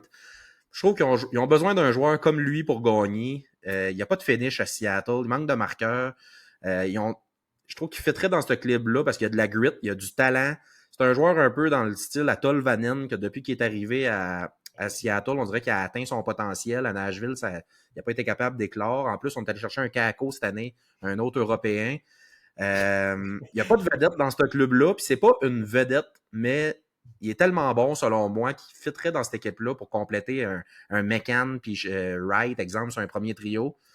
Il me rappelle un peu Oliver Brockstrand, là, qui avait eu une très, très bonne saison de 59 points avec, justement, Jared McCann, un ailier droit. Victor Eklund. Je trouve que, en plus, ils sont dans la même division que son frère, ils sont dans la division des Sharks, fait que ils sont habitués de jouer contre son frère, ils ont vu comment il est bon. Je suis allé voir historiquement Eklund. Bon, cette année, il a juste fait 2 points en 4 matchs contre Seattle, mais les autres années, il était toujours point par game contre Seattle. Fait que, C'est c'est bon. sûr qu'ils l'haïssent, là, ils se disent, ah, il est bon, là, ce petit Eklund-là, pourquoi on n'a pas son frère dans le club? Puis en plus, historiquement, le Kraken repêche toujours des Européens à chaque année. Donc, dans l'ordre, ils ont repêché Otavainen, Joachim Nyman, que cette année, il était vraiment bon dans AHL, il a joué dans NHL, puis il va probablement s'installer avec Seattle. Ils ont un goaler, Coco, fixeur Molgard, il y a 2 ans. L'an passé, Miettinen. Fait qu'on repêche souvent des Finlandais, des Suédois. OK, on a juste un défenseur dans le pipeline, là, c'est Riker Evans, puis même que probablement qu'il va jouer cette année. Fait que ça serait logique aussi d'aller vers un défenseur, exemple un Jackson Smith, mais C'est de bon je ordre. sais pas, je mets mon petit récit là en passant, un autre argument, nomme-moi 5 attaquants des Kraken, s'il te plaît, Ellie, avec tout ce que je viens de nommer. Ouais, là, tu viens de m'en dire pas mal. Beniers, Wright, McCann, Eberle. Ah merde. Euh... Attends un peu, là. Ben, j'avais Bjorkstrand, là, mais il est plus Il là. n'est plus là. Yannick Gourde non plus. Gourde non plus, c'est vrai, ils ont échangé ce que j'avais pour vraiment. Peu importe, là, mettons Capo, là. Tolvanen. Ouais, ouais. En gros, là, mettons, là, ils ont 10 attaquants sous contrat sur cette année. C'est tous à peu près des joueurs égaux qui ont été, à cause du repêchage d'expansion, qui ont été rejetés de leur équipe. Ils ont 2 droitiers dans le club, dont Shane Wright qui est au centre. Fait qu'il reste juste Jordan Eberle comme ailier droit. Ils ont que des gauchers. Fait qu'ils vont avoir besoin d'alliés droits dans cette équipe-là. Puis je pense que Victor Eklund, c'est le boy. OK. Moi, je le Good. vois d'une équipe de même que, tu sais, c'est pas le gars qui va te faire vendre des gilets, mais je sais pas, il va être efficient puis il va être bon dans cette équipe-là, je le sens. Excellent. Ben écoute, j'aime ça, Mark. Victor Eklund avec le Kraken de Seattle. Très bon joueur, très dynamique, qui va être dans ta face, mais il offre des skills aussi, même que je pense qu'il y a une petite touche offensive de plus que son frère. Il pourrait en avoir un petit peu Ouais, ouais. plus. Fait que c'est quand même logique qu'il sorte huitième. Donc, une petite surprise, là. Les Sabres de Buffalo vont Ben, être c'est parce qu'on tellement dirait que les gens, déçus. il est comme facile à laisser glisser avec Eklund. On dirait que tout le monde est en train de le Ouais. sortir du top 10. Parce qu'il Parce qu'il est petit un peu. Comme je t'ai dit, moi, c'était pour ça que je l'avais genre 9. Ouais, Parce que c'est ouais. sûr qu'avec son 16, c'est limité. Mais comme je disais, Marc, le prochain pick, les Sabres de Buffalo à 9 vont être extrêmement déçus de voir un petit attaquant sortir au repêchage dans leur face. C'était probablement lui qui ciblait. J'avais même écrit dans mes notes Eklund, lol. Parce que pourquoi Mark Eklund lol? Ben, je te laisse peut-être dire le pipeline, là, mais d'année en année, là, c'est un peu un Ben, running regarde, gag. on va Les aller. sortes de Buffalo vont prendre des petits attaquants au repêchage alors qu'ils en ont déjà un tapon. Tu sais, ça serait illogique de prendre Eklund dans le cas, considérant que l'an passé, on a pris Elenius, l'année d'avant, Zach Benson, l'année d'avant, Matthew Savoie, que finalement, on a échangé pour McLeod, Noah Ostlund, Jerry Kulich, on avait Owen Power, first pick en 2021, mais on avait aussi pris 14e Isaac Rosen, qui est un petit Suédois. On a Jack Quinn, qu'on a pris en 2020 avec Peterka aussi. Krebs. Bon, Cousins l'année d'avant, 2019, mais tu sais, globalement, dans leur pipeline, Kulich, Elenius, Rosen, Ostlund, Zellberg, on a rien que des petits attaquants Ah, suédois. On dirait qu'on en a une panoplie, là. Fait qu'à un moment donné, je pense que là, les Sabres ont besoin de se grossir, puis on a tellement repêché d'attaquants dans les dernières années. On a des très bons jeunes défenseurs, mais ils sont tous gauchers. T'as Dallin, t'as Power, t'as Byram, même Samuelson. Tous les défenseurs sont gauchers. Fait que le seul droitier qu'il y a dans le pipeline, pas dans le pipeline, mais dans le line-up, là, c'est Clifford. Clifton, hmm. excuse. Ouais, Clifton. Clifton. Clifton qui était à Boston avant ça. Fait que tu sais, on n'a plus rien là, chez les Sabres à droite. Là, c'est sûr qu'eux, ils veulent Murtka. Je pense qu'il ne passera pas les Sabres. Mais là, s'il est déjà sorti, est-ce que les Sabres pourraient être tentés de reculer au draft pour peut-être aller, exemple, là, s'assurer d'avoir un Hensler Ouais. 15e au choix des Canadiens? Le Canadien, c'est 16-17, merde. Mettons 16, peu importe, là, mettons qu'ils sont convaincus qu'au 15e ou au 16e rang, ils seraient capables d'avoir Hensler et ils veulent un défenseur droitier. Ben, je pense qu'ils pourraient être tentés peut-être de reculer cette année tellement qu'ils ont de jeunes dans le pipeline puis qu'à un moment donné, oui, c'est des actifs, mais il y en a qui perdent la valeur à être un troisième trio dans A parce qu'ils sont pas capables de tous les mettre sur Ah. le premier trio dans A. Tu comprends ce que je veux dire? C'est ça qui est plate un peu dans la NHL. Tu sais, t'as parlé de l'option de reculer, puis je sais que tout le monde en parle. Le Canadien, on échange les deux pics pour s'avancer. Le problème avec la NHL, c'est que c'est pas la NFL. Ça serait le fun que le repêchage ait un petit peu plus de rebondissement, des échanges de pics, t'avances, tu recules. On dirait qu'étant donné qu'il y a moins de positions dans la NHL, les clubs sont plus frileux à le faire. J'ai hâte de voir si ça va Mais arriver. tu sais, exemple, là, peut-être que les Sabres vont appeler le Canadien. Ben écoutez, donnez-nous au pire votre premier des deux, là, le 16, nous autres, on le veut, Hensler. Vont peut-être, je sais pas si entre DG peuvent se confirmer ce genre d'infos-là. Dire, nous autres, on vous offre le 9, puis donnez-nous un de vos choix de deuxième ronde. En tout cas, bref, peut-être que si le Canadien, les autres, ça leur assurerait de prendre le jeune qu'ils veulent avoir, soit Bear, soit Carbonneau, peu importe. Si Murtka est sorti, je pense que je serais. Ben, en tout cas, à moins que Buffalo sont vraiment en amour avec un des jeunes joueurs. Tu sais, Higgins est encore disponible selon notre mock. Je peux comprendre que les Sabres pourraient dire, ben, regarde, là, il a glissé, on le prend, Higgins, on n'a pas de petit centre. Là. Eux autres, c'est Thompson. C'est qui le deuxième centre? Ah, ben, Josh Norris. Ouais. Fait que, ils n'ont pas nécessairement besoin d'un bon C'est premier ça que centre, j'essaie deuxième de centre. Mais... voir, Marc.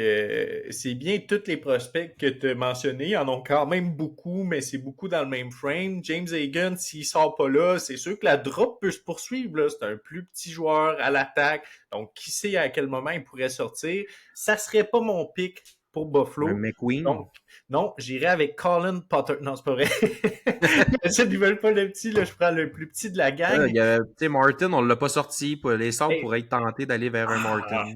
oh, j'aime Mark. Je m'en allais plus vers un Lakovic, un gros winger qui n'ont pas nécessairement ça dans le pipeline. Mais Queen, on Ouais, t'as sait tous raison. les deux qu'on trouve que c'est un plus gros projet nécessairement que certains analystes en parlent. Donc, ça serait pas McQueen, mais j'avoue que ton Brady Martin, Mark, c'est pas ceux qui vont passer à côté. Eux, ça prend vraiment une nouvelle pas de nouvelle Identité. culture, mais il faut qu'il y ait de quoi qui change. Je sais que Martin ne changera pas le tout dès l'année prochaine, mais éventuellement, dans une équipe qui a déjà beaucoup de talent dans le pipeline, pourrait amener Ouais, son lot de j'aime. succès à l'équipe. Là. Fait que bon point, Mark, parce que j'avais oublié un petit peu Brady Martin, on était passé par-dessus, mais c'est lui que je lockerais pour Buffalo si jamais c'est ce scénario-là au repêchage. Donc, Martin. McQueen, je pense qu'à son apogée, c'est un Tage Thompson, fait que ça donnerait rien pour Buffalo d'en avoir deux. Là. C'est sûr, c'est son gros apogée, mais t'as raison, Mark. Donc, Brady Martin, bienvenue avec les Sabres de Buffalo. On va amener ça en série, cette équipe-là. Donc, on Ah, a puis James j'aimerais Higgins. le. Tu sais, je trouve que le script serait beau parce que tu sais, un gars qui a du talent en série pour une équipe qui. Ben, du talent en série, qui a l'air d'avoir une identité pour jouer en Ouais, série, c'est pour bon. une équipe qui a de la misère à les faire. Là, si justement, en arrivant à 19 à 20 ans, il y avait du succès, puis il amènerait cette équipe-là en série, il y aurait possibilité de changer la culture de l'équipe. Puis en tout cas, j'aime le script de mettre Brady Martin à Buffalo. Très bon. On est très romantique dans nos scripts. Ah Donc, oui. Brady Martin à Buffalo. Maintenant, on passe aux Ducks d'Anaheim, 10e. On a James Higgins qui est toujours sur le board. Vous le savez que je l'aime un peu moins, c'est pas juste pour ça qu'il glisse. Là. On parlait des fits, puis je le voyais pas nécessairement à Buffalo, ça marche pas. Est-ce qu'Anaheim pourrait être tenté de le prendre alors que c'est Trevor Zegras, probablement sa comparaison la plus juste? Donc, Mark, je te laisse y aller, c'est ton choix, les Ducks Ben, d'Anaheim. écoute, À ce moment-là, qu'est-ce qu'on fait? Il aime ça piger au Québec? on Oublie y est. pas. Oublie pas. Ben, ça fait partie de mon script. OK.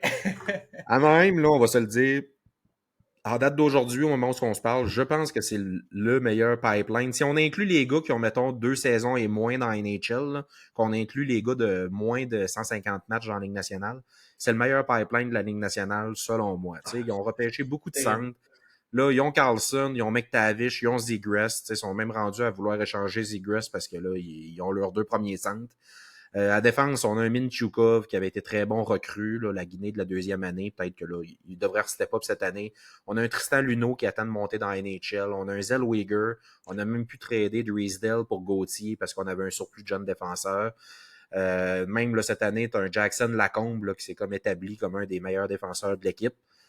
L'an passé, ils sont allés avec un winger. Ils ont surpris tout le monde, 3e au total avec Beckett Seneca. Ils ont même pris Solberg, là, un gros défenseur robuste. Très Fait que là, bon. tu sais, Très bon Solberg. on Pour a vrai. beaucoup de. Tu sais, Solberg, Luno, qui sont même pas encore arrivés. On a Seneki qui n'est pas arrivé, mais là, j'ai nommé Gauthier, j'ai nommé McTavish, Zegras, Carlson. Je trouve que là, où est-ce qu'il reste de la place dans tout ce noyau de bons jeunes joueurs-là? Tu sais, même si Seneca, l'année passée, c'était un ailier, je pense qu'ils vont retourner vers un ailier. Puis, tu l'as dit tantôt, Anaheim, ils aiment venir jouer dans nos plans de bande au Québec. Ils aiment beaucoup les Québécois. Ils aiment les joueurs robustes, les gars vaillants. Ça leur prend de la grit. Ils ont été chercher un Goudas et un Trouba. Ils aiment ça avoir de la grit à Anaheim. Je serais pas surpris qu'ils viennent nous décevoir, là, les Québécois, puis qu'ils viennent chercher Justin Carbonneau. Ah. Sinon, dans le même style de joueur, peut-être un Carter Bear qui ferait un bon allié là, pour Mhm. compléter, exemple, un McTavish, 2 Canadiens ensemble. Ça pourrait être intéressant, mais j'y vais pour Carbonneau, même si j'aimerais l'avoir à Montréal. Écoute, je suis extrêmement heureux de voir ça. Je pense que c'est une action qui est très valable. Tu as lu dans ma pensée, Marc, mais Carbonneau, puis j'ai aimé ton Bear aussi. Bear, ça pourrait amener une dimension très différente à leur attaque. Vraiment, la grite absolue, mais Justin Carbonneau avec les Ducks d'Anaheim. Très bon Là, point. Puis c'est vrai qu'ils aiment ça piger au Québec, puis ils ont eu du succès quand même au Québec, là, malgré tout. on est en train de faire glisser les guns avec le Canadien, nous autres, là? Le monde va penser qu'on est fans, c'est quoi? Non, non, il se rendra pas là, parce que je trouve que le prochain pic, ça ferait du sens. Admettons. Vas-y. Donc, on est au Penguin de Pittsburgh, Pittsburgh 11e. Dans leur pipeline, Pittsburgh, vous savez, c'est une reconstruction qui s'en vient. Est-ce qu'ils vont le faire cette année? Est-ce que ça va venir plus tard? Qu'est-ce qui va se passer avec Crosby? Selon toutes les rumeurs des journaux québécois, il s'en vient à Montréal. Il y a déjà, il s'achète une maison bientôt, là, tout près justement du centre à Brossard. J'ai hâte de voir. Donc, Crosby peut-être à Montréal, selon eux. Mais pour vrai, Pittsburgh... ils n'ont pas grand prospect, Mark. Ils ont McGroarty, Howe, Poulain, Tomasino. Au. Ouais, C'est ça les meilleurs, là. J'en ai pas trouvé nécessairement d'autres qui m'excitaient à part ça. Je sais pas si t'en avais quelques autres, mais c'est Ben, c'est selon le le pire ranking de pipeline. leur prospect, là, tu l'as dit, là, tu as McGorty, Howe. Sinon, tu as Brunecki, là, un défenseur l'année passée qui ont pris 44e au total, qui devrait peut-être faire ça. Il va faire la Ligue nationale probablement, mais c'est défensif. Sinon, il y a deux jeunes qui avaient eu dans le trade là, pour Gonzel. Koivunen, un left-wing qui a été très bon dans AHL cette année. Il y a Ponomorov, en tout cas. Ça avait joué, je pense, pour Shawinigan dans Q. Ça, c'est un russe correct. Là, je ne sais pas si un jour ils vont faire la Ligue nationale. Un de leurs anciens first pick, là, 21e en 2022, Pickering, un défenseur gaucher. C'est correct. Ils ont Blomqvist, un goaler qui pourrait s'en venir. Mais majoritairement, là, Pittsburgh, c'est dans le top 5 des pires pipelines de la Ligue nationale. C'est très, très mince. Là. Puis juste 3 first picks lors des 6 dernières années. Là, je pense que dorénavant, là, Pittsburgh vont garder leur first pick. Là, depuis le trade à Carlson, je pense qu'ils le Pas le regrettent. Fait que, choix, ouais. ils n'ont pas repêché beaucoup de premières rondes, fait que nécessairement pas beaucoup de jeunes dans le pipeline, puis on a besoin d'un peu de tout. Faut prévoir le départ de Crosby puis Malkin. On peut pas se mettre la tête dans le sable puis faire comme si ça arrivera pas. Ça s'en vient. Je crois qu'ils vont y aller avec un centre, vu que c'est une grosse année de centre. Moi, je disais que Martin, c'est un bon leader, puis ça y ferait bien d'apprendre de marcher dans les pas de Crosby. Mais là, Brady Martin n'est plus là. Fait que je crois qu'on peut aussi prévoir le départ éventuel à Carlson puis le temps. Fait que tu vois qu'il y a vraiment des besoins dans tous les N'importe sens. Là. où, Autant que là. ça pourrait aller avec un Jackson Smith, autant que ça pourrait aller avec un McQueen, ou sinon, ben là, celui qu'on laisse glisser depuis tantôt. Fait que je te laisse trancher puis te prononcer. Ouais, ben, c'est sûr que rendu à ce moment-là, James Egan serait quand même un bon choix. Ça t'offre un plancher que, c'est sûr que moi, je considère pas que c'est si safe que ça, mais ça reste c'est un bon joueur de centre qui a peut-être un petit potentiel d'être plus élevé. Est-ce que cette année, c'était simplement une saison un petit peu moins bonne? Est-ce qu'il s'est moins impliqué parce que justement, il y avait des plus gros joueurs sur sa ligne? Je trouve que c'est des excuses que sont pas très bonnes, mais ça se peut quand même. Je les entends, puis c'est vrai que ça se pourrait. Le joueur qui était là l'année dernière, c'est pas un joueur qui est disparu totalement. Donc, James Higgins pourrait être dans le début d'une reconstruction à Pittsburgh. C'est beaucoup de talent qui glisse. Veut pas, il flotte sur la glace, voit très bien le jeu quand il est là, capable de bien distribuer la rondelle. Peut-être pas le sniper parfait, mais rendu à 11, là, je trouve que c'est un spot qui est juste. Puis je tiens juste à dire, oui, on l'a fait dropper, c'était pas nécessairement voulu, c'était pas scripté du tout. Non. Je serais vraiment pas surpris que ça arrive au repêchage malgré tout. Là, moi, le top 6 qu'on a sorti, Mark, Schaefer, Misa, Martin, Desnoyers, O'Brien, Frondell, c'est probablement le top 6 général dans la Ligue nationale. Je pense que Jake O'Brien, il est sur le board très élevé avec plusieurs équipes. On aime un petit peu moins Frondell, même si je comprends que des équipes l'aiment plus. Donc, James Higgins avec les Penguins de Pittsburgh. Puis c'était pas juste pour Non, être sensationnaliste, là, mais je pense que c'est un bon pic rendu à ce choix-là. Ouais, j'aime le script, ça aussi. Il y aurait comme pas le choix de le prendre. Puis écoute, ça peut juste être bénéfique pour lui là, de passer 2 ans avec Crosby Malkin. Ça peut pas nuire à aucun jeune joueur. Fait que, tu sais, un gars qui a le leadership, la réputation d'un Crosby, ça pourrait aider un jeune qui aurait le moral aplati par le fait qu'il a glissé au repêchage. Je sais pas si tu comprends un peu ce que je Ouais, veux ouais. dire. Ça pourrait être un win-win dans leur cas. Fait que, en tout cas, je pense que ça serait une belle opportunité pour lui d'être repêché à Pittsburgh. Excellent. Donc, on passe au 12e choix, les Rangers de New York. Petite parenthèse, c'est un pick qui pourrait être transféré à Pittsburgh. Ils ont jusqu'à 48 heures avant le repêchage pour prendre leur décision. Donc, s'ils transfèrent le pick cette année, ils vont conserver leur choix de première ronde l'année prochaine. Cependant, s'ils décident de garder le pick, ben, Pittsburgh va automatiquement avoir leur choix de première ronde l'année prochaine. Donc, disons que Je Shesterkin pense que puis se blesse en partant la saison, ils finissent dans le cal, puis ils ont le pick top 5, ben Pittsburgh va avoir ce choix-là.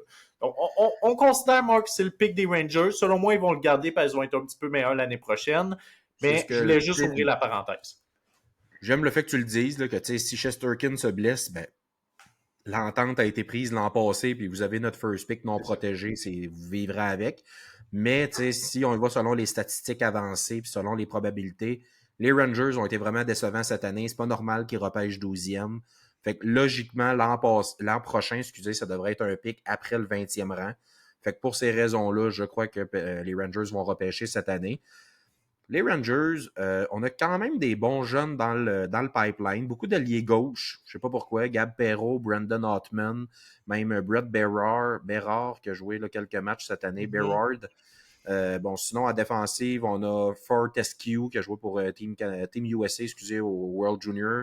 AJ Emery, un choix de fin de première ronde l'an passé. Les devs Bon, défensifs, là, les deux, là, pas mal. Là. c'est ça, c'est quand même très défensif les deux. Tu as Braden Schneider qui est établi que le club qui est rentré très jeune dans la NHL, 19e au total l'année à la AFI qui avait sorti le Mhm. premier.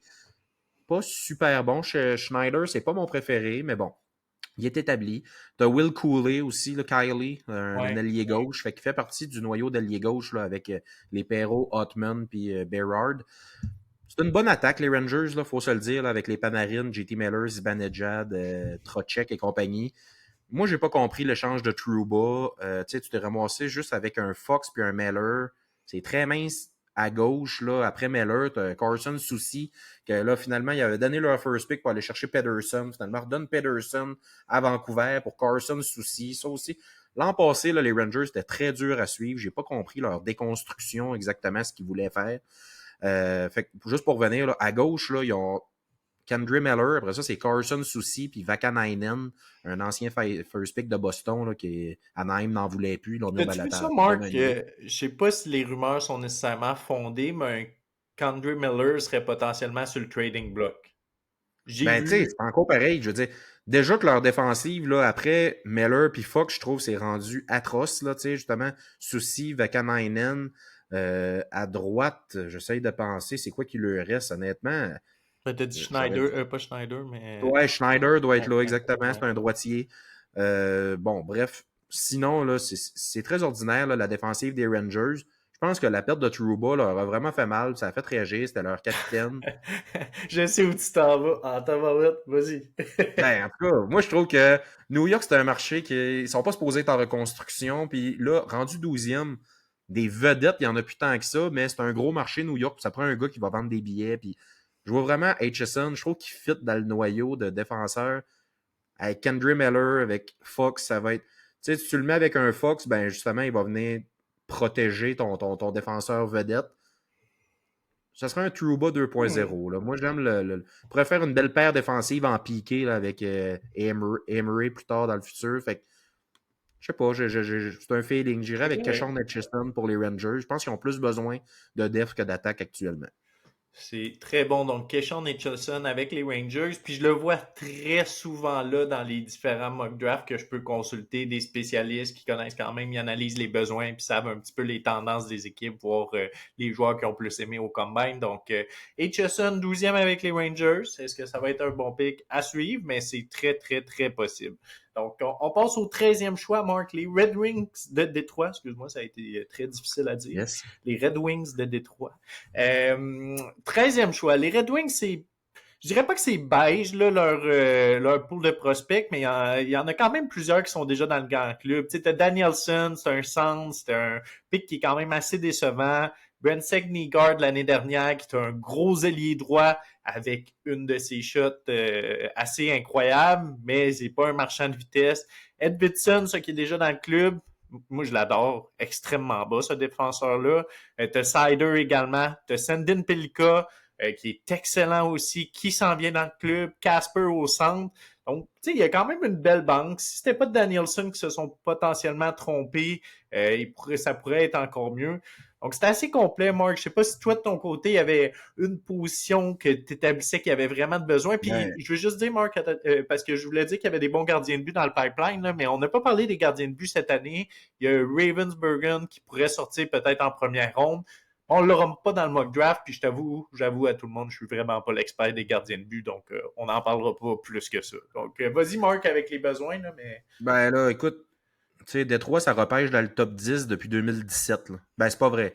2024, l'an passé, Branson Nigard, c'était 15e, là, Ouais. mais avant ça, là, c'était toujours dans le top 10. Fait que, tu sais, on remonte la Rasmussen en 2017, Zadina qui est plus là, mais après ça, Morris Sider, Lucas Raymond, Ed Vidson que tu as nommé, on avait pris un goaler, Sébastien Cossa, Marco Casper, on a Sandin Pelika.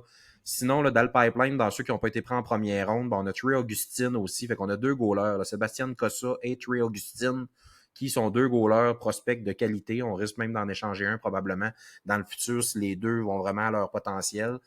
Sinon, on a un défenseur un peu moins bon, mais Wallander aussi qui fait partie du pipeline. On a même le frère à Bouyum, Shai, qui fait partie du pipeline. Buchelnikov, un ailier gauche là, de 21 ans russe. Globalement, là, je te dirais que les Red Wings ils ont un peu de tout dans le pipeline, mais comme tu as dit, la majorité sont rendus avec l'équipe. À moins qu'ils nous sortent un Européen sorti de nulle part qu'on n'attend pas, je pense que avec le fait qu'ils sont bien nantis en jeunes joueurs, là, eux vont vraiment y aller avec un projet. Dans le sens qu'ils n'ont pas ils n'ont pas un besoin criant. Ils ont un pipeline complet avec à peu près toutes les positions qui sont comblées. La ligne de centre, Larkin, puis c'est correct, mais Casper, est-ce que ça va vraiment être leur deuxième centre à cause de cette incertitude-là? J'irai avec le projet du draft. On est un peu sur la même longueur d'onde. Au niveau des projets, le projet du draft que tu mentionnes, c'est Roger McQueen. Ça serait quand même une bonne idée pour cette équipe-là. C'est un peu tôt pour moi. Il y a Lyndon Lakovic aussi que je considère quand même comme un projet parce qu'il y a beaucoup de choses à Je raffiner. veux pas à Montréal. Ouais. Ben, j'essaie de le faire pas ce que je veux à Montréal. Si je suis bien honnête, là, je sais que présentement, les fans à Montréal, on parle beaucoup de Carter Bear, Lakovic, Carbonneau. Personnellement, aucun des trois va être disponible. On va voir qu'est-ce qui va se passer, Non, mais je crois pas que ces gars-là vont être dispo. c'est probablement ça. Cependant, Mark, Roger McQueen, c'est vrai qu'on dirait que le fit est quand même bien. On dirait que ça serait dans le style d'Eisenman d'y aller avec ce joueur-là qui pourrait exploser malgré tout. Même je suis pas tant favorable à sa candidature. Reste qu'il y a plusieurs atouts que s'il arrive à développer, ça pourrait devenir un vol à ce rang-là. Donc, Roger McQueen avec les Red Wings de Détroit, Mark. Ils ont peut-être un petit traumatisme de justement Michael Rasmussen qui avait pris 9e en 2017, qui finalement est devenu très défensif, un centre de 4e trio, mais au moins ça fait avec quand même McQueen, longtemps. 2017, c'était pas la direction Eiserman. Fait. Au moins, avec McQueen, ils n'ont même pas le risque que ça devienne un joueur défensif. Si ça marche pas, ça sera pas défensif. Non, c'est ça. On va faire un Logan Brown dans la Ligue américaine. C'est ça. Donc, Roger McQueen, 13e avec les Red Wings de Détroit. On approche du Canadien de Montréal, mais avant, on va passer 14e avec les Blue Jackets de Columbus, Mark. Je te laisse y aller avec le pic. J'ai une petite tendance par rapport à ce pic-là, mais je te la partagerai après, avant que tu fasses ton pas de choix. problème. J'ai dit, mais semble ça fait quand on parlait des Jackets il y a 2-3 ans, on parlait d'une des meilleures banques de prospects avec LA, avec Anaheim, avec Montréal. Là, je regarde leur banque de prospects, mettons les hors NHL, puis il reste plus grand-chose parce que la majorité sont montés dans NHL. Tu as les Fantilli, Ken Johnson, Marchenko, Shinakov, Voronkov, les trois Russes. Sont tous installés que le grand club. Ça a aminci un peu leur profondeur au niveau des prospects. Je dirais que leur plus grand besoin, c'était la défensive. Jerry Check, ça a été une grosse, on va dire, là, ça a été une grosse déception. Ouais. Finalement, ils ont eu un très, très bon retour de Minnesota. Ils ont eu un tapon de pique. Fait qu'il n'est pas trop gaspillé. Là. Ils vont avoir comment ça, ils repêchent juste 14e, les Jackets? C'est loin, pareil. Ils ont presque fait les séries l'an passé. Là, je suis en train de me dire, Minnesota, eux, ils ont fait les séries. C'est-à-dire, les Jackets, ils doivent parler pas longtemps après Montréal. Là, Faudrait avec que le tu pic voir de Minnesota. Là. c'était le repêchage de cette année, Mark. Attends un petit peu. 14 et 20. Ouais, c'est ça. 20e pick, le deuxième. Ouais, fait que le 20e pick, ça doit être Minnesota. Fait que, en tout cas, Columbus, ils vont en reparler dans pas long. 14e, je te dirais que, comme je disais, leur plus gros besoin, selon moi, c'est à la défense. Provorov, Fabro, je pense pas qu'ils vont rester. Fait que là, les vétérans à droite, il reste Severson puis Godbranson. Godbranson, ça commence à traîner une coupe de piano. Ils sont dans la trentaine. Sinon, à gauche, c'est mieux. T'as Werenski, t'as Matechuk qui va être très bon, ce jeune-là. Jordan Harris, mettons, troisième pairing, c'est correct. Puis sinon, ben là, il reste de la place, là, tu sais, je trouve personnellement à droite que là, ils ont un trou. Dans les dernières années, tu avais pris Ledstrom au centre, Fantilli, Ken Johnson. Là, il y a Jerry Check puis Matechuk la même année. Finalement, Matechuk va être très bon. Jerry Check, il est rendu à Minnesota. Cole Sillinger aussi qui est au centre, là, tout comme Fantilli, Ledstrom et Ken Johnson. Fait que la dernière fois qu'ils ont drafté un winger en première ronde, c'était en 2020, Shinakov. Je pense pas qu'ils vont aller nécessairement vers un winger. Moi, j'ai l'impression qu'avec ce qui va rester présentement au draft, je vois un Jackson Smith ou peut-être un Logan Hensler s'ils veulent un droitier. Je vais prendre Jackson Smith. Je trouve que, tu sais, il y a une belle mobilité. C'est un défenseur que je crois rendu 14e. Ça commence à être d'un rang que les gens le projettent. Les Jackets, on dirait qu'ils font comme un système d'alternance, là, des années un centre, un défenseur, un centre. Fait que, serait rendu à des défenseurs cette année. Fait que Jackson Smith, ben, t'es arrivé au même point que moi, Mark. Je trouve que c'est un beau projet quand même, Jackson Smith. Il a les outils pour bien performer. Le problème est peut-être au deuxième étage dans sa prise de décision. Mais tu sais, juste eux, dans leur coup, ils ont Werenski qui patine comme le vent. Est-ce que Jackson Smith pourrait apprendre en arrière de ce gars-là? Parce que veux pas, c'est assez impressionnant là, ce qu'il est capable de faire sur patin. Smith, il a quand même Ouais, des ouais. belles habiletés aussi avec la rondelle. C'est juste que présentement, c'est plus un Nathan Beaulieu, comme j'en avais parlé, qu'un autre gros prospect.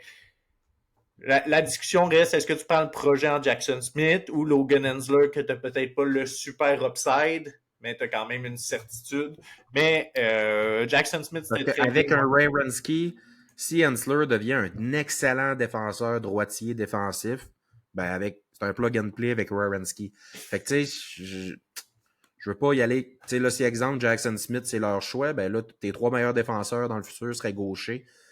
Werenski, Jackson Smith, puis Matt Etchup. Fait que tu sais, ça, je sais pas à quel point les équipes s'attardent à ça, gaucher-droitier pour les défenseurs, mais moi, j'irais avec Smith parce qu'en principe, c'est le meilleur projeté, là.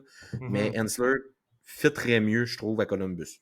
OK, parfait. Ben, écoute, on y a été Mais c'est avec Jackson Jackson Smith le Smith. choix. Oh, ouais. Ouais, Jackson Smith avec Columbus, qui est quand même un bon choix. Selon mon classement, là, on s'était rendu à 15-16. C'est sûr que j'ai mis Potter 16e, mais Potter, si je suis le Canadien de Montréal, puis je fais une liste pour eux, Potter se retrouve très loin sur ma liste. Je comprends qu'il est petit, il va être très loin sur plusieurs listes. Donc, on rentre dans les Martin qui pourraient se battre avec Nesbitt, Jackson Smith également, Kindle qui sont à peu près dans ces rangs-là. Donc, bon pick pour Jackson Smith. Maintenant, on est au Canucks de Vancouver.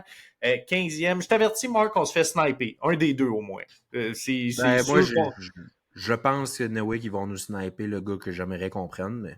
c'est sûr qu'on n'a pas les deux. Les Canucks de Vancouver, le pool de prospects, là, il est très, très faible. Lekerimaki à l'attaque, c'est pas mal ça qu'ils vont avoir à droite. Willander, Mignot à la def.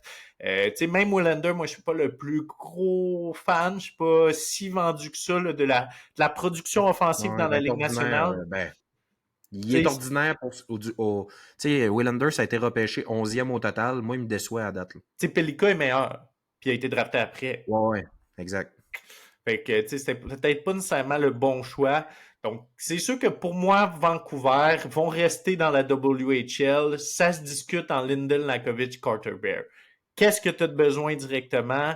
C'est là que j'aimerais avoir la discussion avec toi, Marc. Est-ce qu'il y a un joueur que tu crois qui fit plus? Je sais que, tu sais, moi, si j'y vais avec mon classement, j'aime mieux Lakovic parce qu'il t'offre un petit plafond plus élevé, mais ça reste que Bear, c'est un joueur que j'apprécie beaucoup. Donc, Je te- Ben, tu sais, ce qui est drôle en passant, je suis convaincu qu'ils vont prendre un des deux.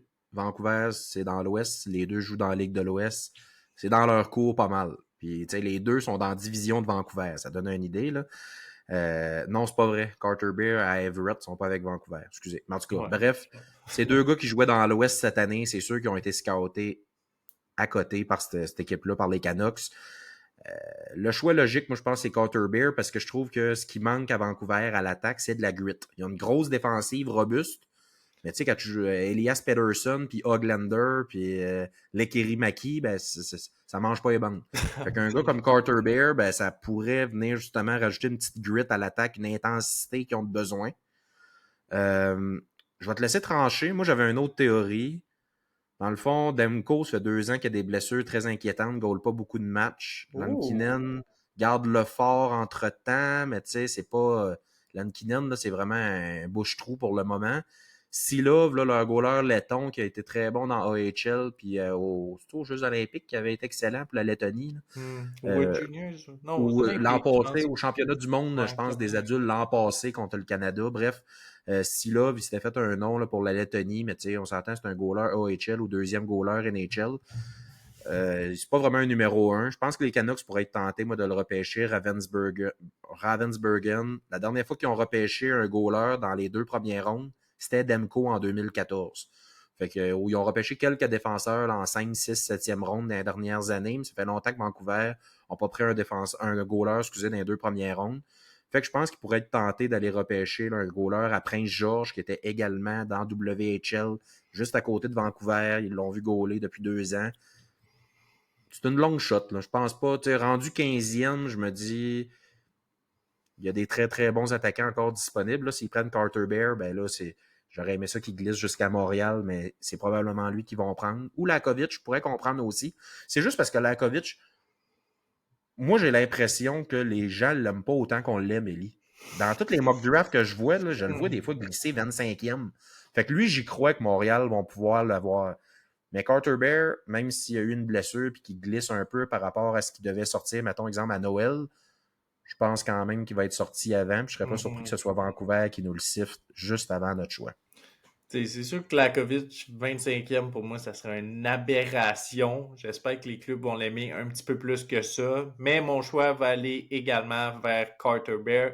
Le choix de moi dans la peau de Vancouver, et non pas le choix de moi comme analyste de prospect. Donc, Carter Bear, Mark, avec les Canucks de Vancouver.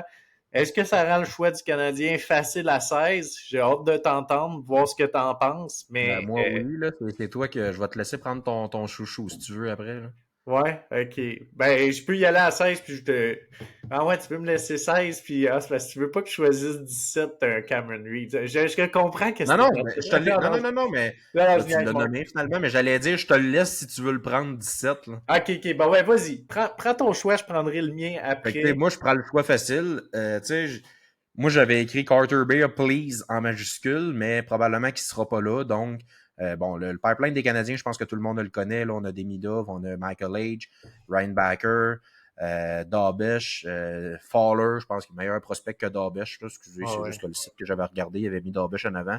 Mayu, qui est encore considéré comme un bon prospect, mais que moi, je ne crois pas en le potentiel offensif là, que les gens voient en Mayu. Là, ça s'arrête là, défensivement. On l'a vu là, en série contre Charlotte, ça faisait dur. Joshua Roy, Owen Beck, Kapanen, Florian Djekai, que j'ai pas eu le choix de mettre dans mon top 10 des prospects parce que T'as pas le c'est choix de... intéressant quand même, mais peut-être plus pour une quatrième ligne, mais quand même, c'est le fun, son développement. Faut repêcher des joueurs qui vont nous aider à gagner des matchs en série. On l'a vu cette année, on s'est fait brosser le pommier, pas à peu près. Des gars qui ont du toughness, du chien, du leadership, des gars responsables dans leur zone, qui sont prêts à se sacrifier pour l'équipe. Ça, c'est pas le cas de Lakovic. Mais Un gros euh, 16. C'est pas vu impossible qu'il que ça mesure se 6 pieds développe. 4, puis qu'il y a tellement de talent, puis tu sais, moi je me souviens que la première fois qu'on en a parlé, là, pas la semaine passée, mais la première fois qu'on l'avait analysé, je te disais que des fois autour du but, sa façon de tricoter à rondelle, je voyais des airs de Slavkovski en lui. Fait que tu sais, je l'aime, Lakovic, puis il a du talent, puis j'espère qu'il va développer un peu son agressivité puis sa grit si Montréal le ramasse. J'irai avec Lakovic, là, je trouve OK. que c'est facile de le prendre. Parfait. Ben, Linden Lakovic, 16e. Je serais très content parce que rendu à ce rang-là, avoir un joueur avec autant de potentiel, seul le futur va pouvoir nous dire si ça va fonctionner ou non, mais c'est quand même quelque chose de bien dans la qualité du repêchage de cette année. Donc, ça me laisse Mark à 17. Ouais, puis là, moi, je pense vraiment que les 16 premiers qu'on vient de sortir, Ellie, là, ça sera pas nécessairement la même ordre, mais je pense que Montréal, pour leur 17e choix, là, ils vont avoir à choisir parmi ce qui reste présentement, comme qu'on est en train de faire là, finalement. Mhm. C'est sûr qu'on a quand même sorti les 16 classiques. Il y a peut-être des euros qui pourraient dropper une bombe là-dedans. J'essaie de voir d'autres joueurs. Je ne sais pas vraiment qui pourrait être choisi dans le top 15-16. Donc, c'est vrai que c'est assez représentatif de ce qui va probablement se passer. Là, on dit ça, puis ça va être complètement le contraire. Donc, à voir. Mais au pic 17, Marc, je veux mentionner quelques points. Premièrement, le Canadien, il y a des joueurs qui, d'après moi, n'auront pas sur leur liste. Sans pas les avoir sur leur liste, vont être très loin. Donc, Potter, Reshny, Kindle, Coots. Je pense pas que c'est sa liste du Non, Canadien. écoute, on a déjà Jake Evans, on n'a pas de besoin. Puis on a déjà des petits attaquants. Je crois qu'il y a vraiment une volonté de se grossir. Souvent, il y a des overcorrections qu'on voit d'une année à l'autre en fonction de ce qui s'est passé en série. Le Canadien, il a été avec Linden Lakovic. Moi, j'irais avec le double whammy. Il y a quelques fans du Canadien qui seront pas d'accord parce que c'est trop haut pour un joueur avec ces qualités offensives-là.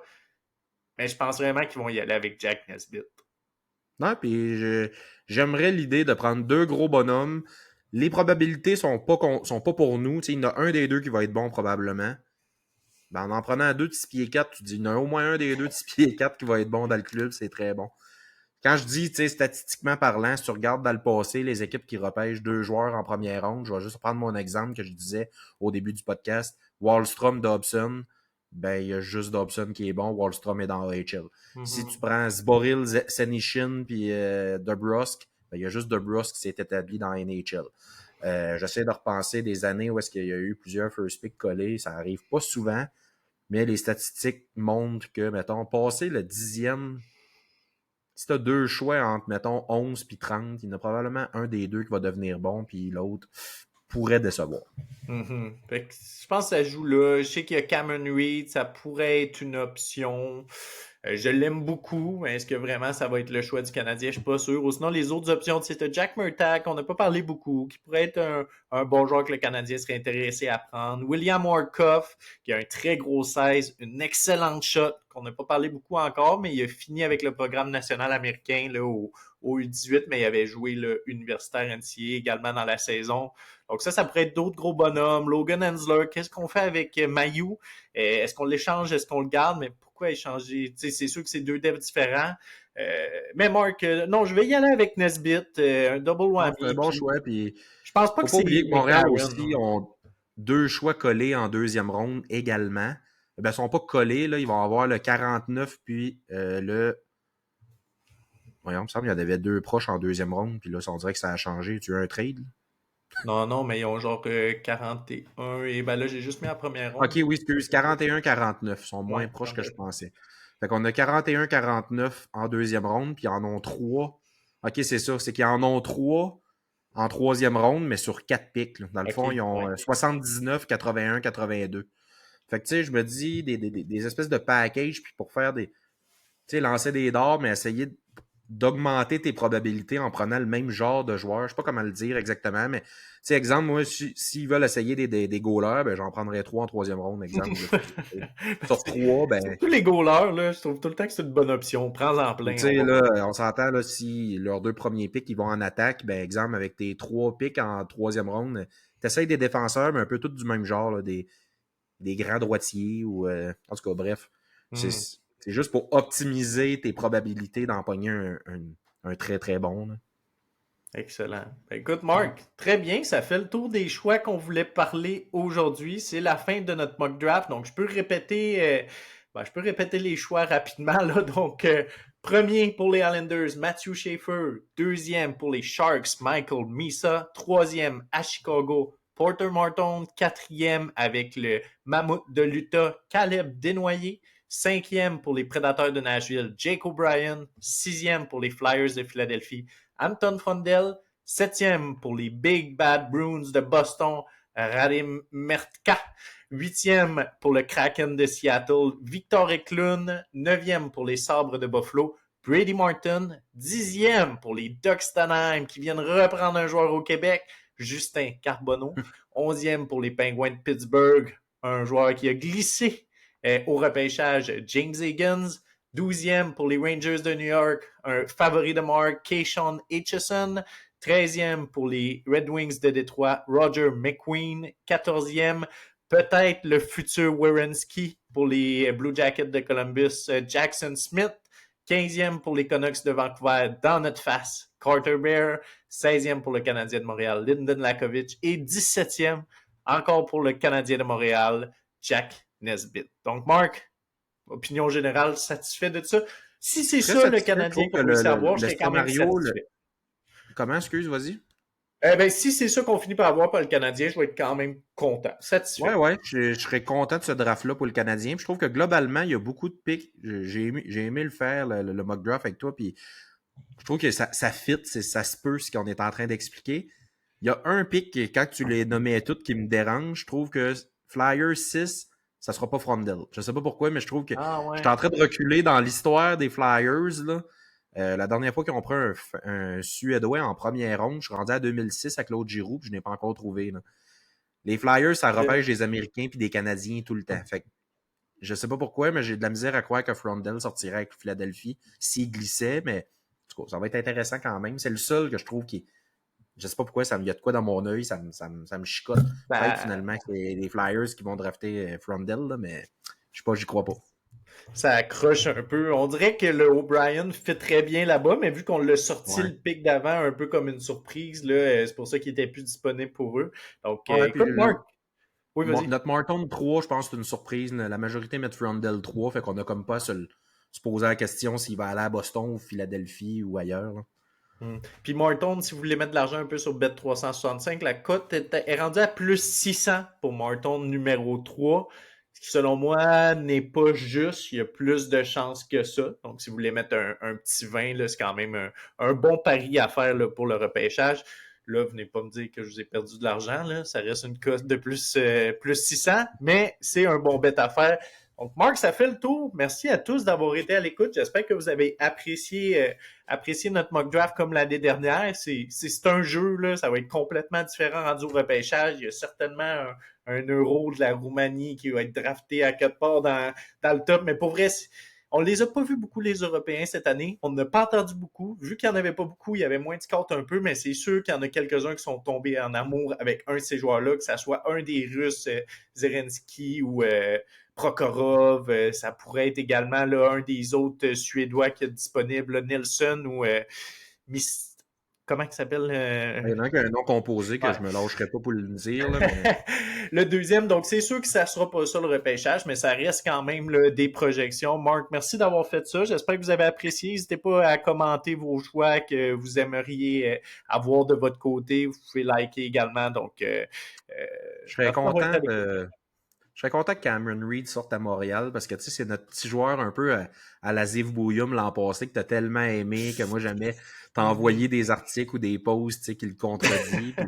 Puis je, je sais pas, j'aimerais ça avoir ce genre de joueur-là que t'aimes qui grandit dans notre cours. On le suivrait encore plus. Puis je serais pas déçu en passant qu'il soit repêché par les Canadiens. Mais j'espère que Martin Saint-Louis dirait là, t'as plus le droit de faire des chiffres une fois de temps en temps comme si t'étais un attaquant. Là. Ah non, faut T'es qu'il un fasse ça, défenseur. Marc. C'est là-dedans qu'il est bon, en tout cas. Je te jure, ça serait le fun parce qu'on s'en parlera encore pendant longtemps. Exact. Fait que là-dessus, merci encore une fois, Élie, toujours un plaisir. Puis là, en principe, je sais pas si on a une autre émission qui s'en vient, mais on devrait être en petite pause pour un petit bout Peut-être, de temps. on s'en parlera, peut-être un retour sur le repêchage si on Ouais, veut, ça serait mais cool. Là. Après le repêchage, début juillet, peut-être on fait une petite capsule, mais en principe, on est en vacances pour quelques semaines. Fait que au plaisir, Élie. Merci à ceux qui nous ont écoutés jusqu'à la fin puis qui avaient écouté la semaine dernière. C'est le fun de voir l'envouement de tous. Fait que là-dessus, je vous dis bon ski, bon snow, mesdames, messieurs.